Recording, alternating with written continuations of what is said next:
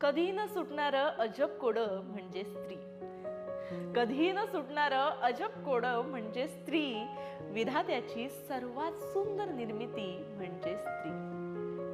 मान्य आहे असते हळवीती, मान्य आहे असते हळवीती, पण तरीही प्रत्येक परिस्थितीत खंबीर असते ती.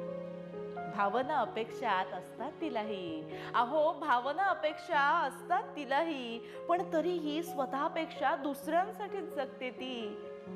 शरीरानं असली जरी नाजूक, शरीरानं असली जरी नाजूक, पण कठीण प्रसंगी मनानं मजबूत असते ती.